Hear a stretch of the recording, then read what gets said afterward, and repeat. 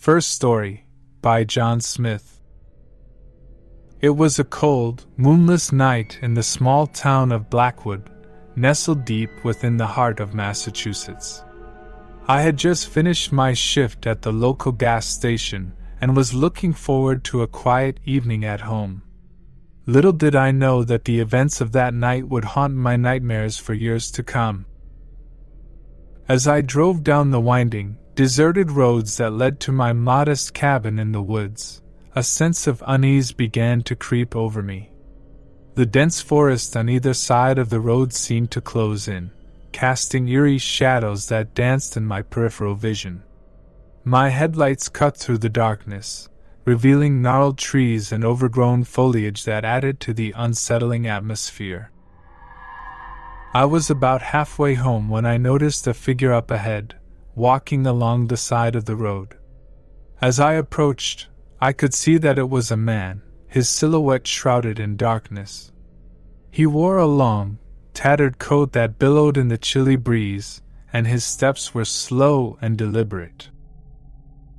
Instinctively, I slowed down, intending to offer the stranger a ride. It was a habit I had picked up from my parents, who had always taught me to lend a helping hand to those in need. However, as I drew closer, a feeling of dread washed over me. Something about this man seemed off, and my better judgment urged me to keep driving. But before I could make up my mind, the man suddenly stepped into the path of my car. I slammed on the brakes, the tires screeching in protest as I came to a stop just inches from him. He stared at me with piercing, ice-cold eyes that seemed to penetrate my very soul. Reluctantly, I rolled down my window and asked, "Are you okay? Do you need a ride?" He didn't respond immediately, instead letting an eerie smile creep across his face.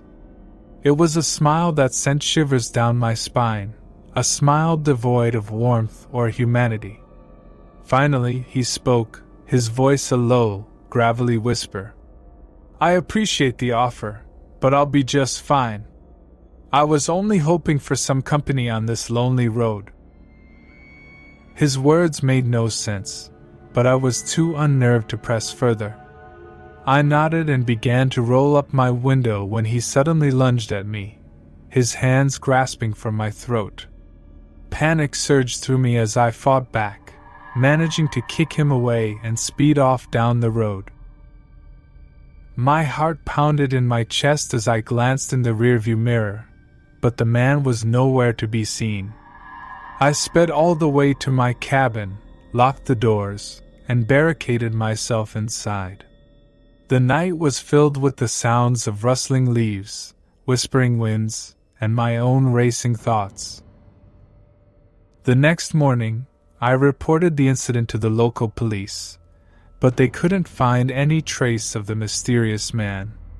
They assured me it was probably just a drifter passing through, but I knew better. There was something deeply unsettling about that encounter, something that left me with a sense of dread that would linger for the rest of my days. Second story, by Sarah Johnson. It was a crisp autumn night in the quiet town of Willowbrook, Ohio. I had always found solace in my late-night jogs, using them as a way to clear my mind and escape the stress of daily life. The Willowbrook Park, with its serene pathways and towering oak trees, had always been my favorite destination. On this particular night, I had decided to lace up my sneakers and venture into the park once again. The moon hung low in the sky, casting an ethereal glow over the landscape. Everything appeared tranquil and inviting. I started my jog, the rhythmic thud of my sneakers against the pavement echoing in the stillness. The crisp night air filled my lungs as I lost myself in the peaceful surroundings. The only sounds were the distant hoots of owls and the gentle rustling of leaves. As I rounded a bend in the path, I saw him, a man standing just off the trail. He was dressed in dark clothing that seemed to blend seamlessly with the shadows, and his face was hidden beneath a hood.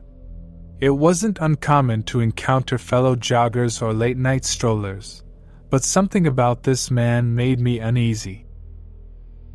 I slowed my pace, eyeing him cautiously. He didn't move or acknowledge my presence in any way, which only heightened my unease. Still, I didn't want to jump to conclusions, so I continued jogging, albeit with a watchful eye on the stranger.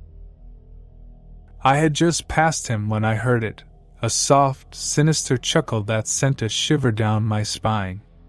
It was a laugh devoid of mirth, a laugh that carried with it an air of malevolence. I stopped dead in my tracks, my heart pounding. Turning to face the hooded figure, I demanded, "What's so funny?" He didn't answer, instead taking a slow step toward me. Panic surged through my veins, and I knew I had to get out of there. I turned and sprinted down the path, my breath coming in ragged gasps. The sound of his footsteps echoed behind me, growing louder and closer with each passing moment. I veered off the main path and into the woods, hoping to lose him among the trees. Branches scraped at my arms, and my lungs burned with exertion, but I didn't dare stop. After what felt like an eternity, I burst out of the woods and into a clearing.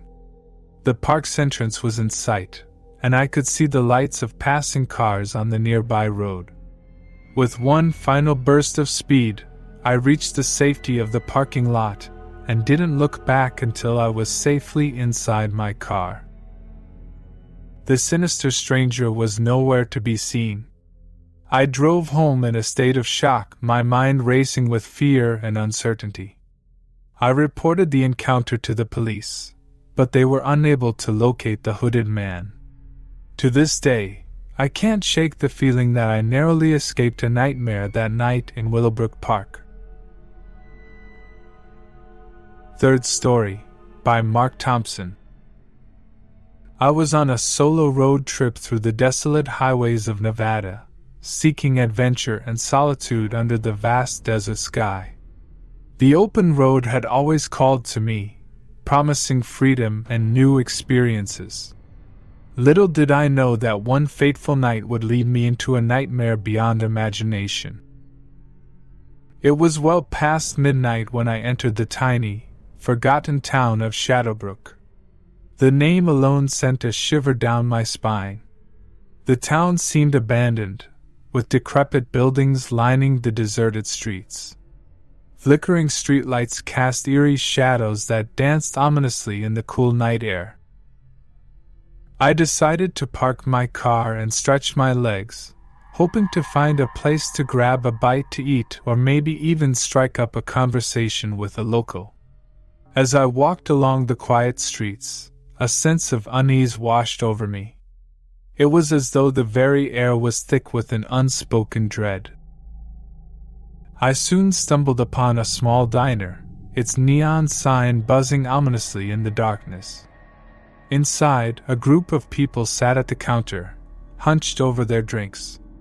Their appearance sent chills down my spine, hollow eyes, tattered clothing, and a demeanor that seemed to scream danger. Ignoring my instincts, I took a seat at the counter and ordered a cup of coffee. The waitress, a middle-aged woman with a haunted look in her eyes, poured the steaming brew without a word.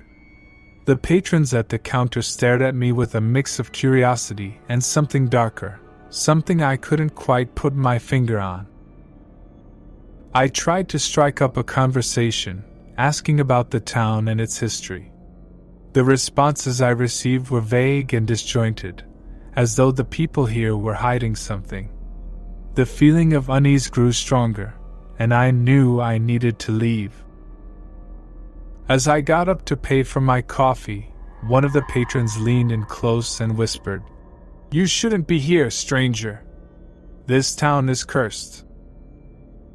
I didn't wait for an explanation. I hurried out of the diner and back to my car, my heart pounding in my chest. But as I turned the ignition, I noticed a group of figures emerging from the darkness. It was the same people from the diner, and they were slowly closing in on me. Panicking, I floored the gas pedal and sped out of town, leaving the eerie town of Shadowbrook behind. I didn't stop until I reached the next town, where I finally felt safe enough to catch my breath and process the chilling encounter. To this day, I have no idea what I stumbled upon in Shadowbrook, but I can't shake the feeling that I narrowly escaped a fate worse than death that night. The memory of those hollow-eyed individuals still haunts my nightmares, a reminder that even in the most desolate places, darkness can take hold. Thank you for joining us for the whole video. That video on the screen is one of my favorite. Check it out. If you've enjoyed these horror stories, show your support by hitting the subscribe button. Did this tale send chills down your spine? Let me know in the comments.